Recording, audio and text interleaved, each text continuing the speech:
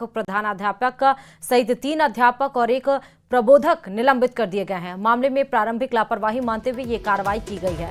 तो निलंबन की प्रक्रिया यहाँ पर की गई है। आप देखिए, एक प्रबोधक निलंबित किया गया है। प्रधानाध्यापक के साथ 3 अध्यापक भी निलंबित किए गए हैं क्योंकि लापरवाही की बात यहाँ पर सामने आई है प्रथम दृष्टया, और इसीलिए ये कार्रवाई की गई है।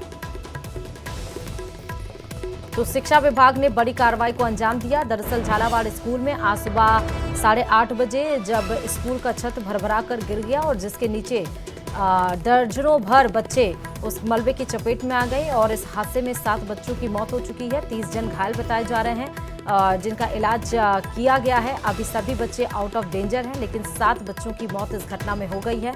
उसके बाद से प्रधानमंत्री से लेकर राष्ट्रपति से लेकर मुख्यमंत्री सभी ने सोशल साइट एक्स पर इस घटना को लेकर खेद जताया है, परिवार के प्रति संवेदनाएं जताई हैं। शिक्षा मंत्री मदन दिलावर ने तो साफ तौर पर यह कहा कि उच्च स्तरीय जांच कमेटी की जाएगी और अब इस पर एक्शन भी लिया गया है। शिक्षा विभाग की तरफ से प्रधानाध्यापक के साथ 3 अध्यापक सहित एक प्रबोधक को भी निलंबित किया गया है। ज्यादा जानकारी के साथ संवाददाता तरुण इस खबर पर जुड़ चुके हैं।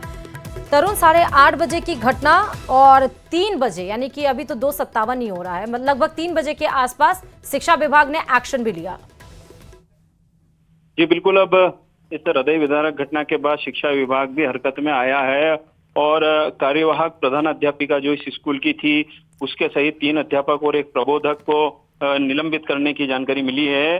सारे मामले में लगातार ग्रामीण मांग कर रहे थे इस तरह की कि जो जिन लोगों ने लापरवाही बरती सारे हादसे को लेकर, जो स्कूल का स्टाफ था उनके खिलाफ कार्रवाई की जाए, जो जिम्मेदार अधिकारी हैं उनके खिलाफ कार्रवाई की जाए और जिम्मेदारों को की उनकी जो भूमिका है वो सुनिश्चित की जाए। इस सारे मामले में अब जो पहली कार्रवाई जो सामने आ रही है वो ये आ रही है कि सबसे पहले निचले स्तर से ये कार्रवाई शुरू हुई है और जो स्कूल की कार्यवाहक प्रधानाध्यापिका है, एक प्रबोधक और 3 अध्यापकों को निलंबित किए जाने की खबर है। अब इस सारे मामले के बाद लगातार अब जांच का भी दायरा बढ़ेगा। इसमें अलग अलग स्तर पे सारी जांचें होंगी कि आखिर इस स्कूल भवन की बिल्डिंग खस्ता हाल थी, उसके बाद इसकी मरम्मत के किस तरह से क्या प्रस्ताव बनाए गए थे, कितना बजट दिया गया था, सरकारी स्तर पर किस तरह से फाइलें चल रही थी। अब इन सारी चीजों की भी जांच की जाएगी, लेकिन अब ये सारी जो चीजें हैं ये बाद का विषय है।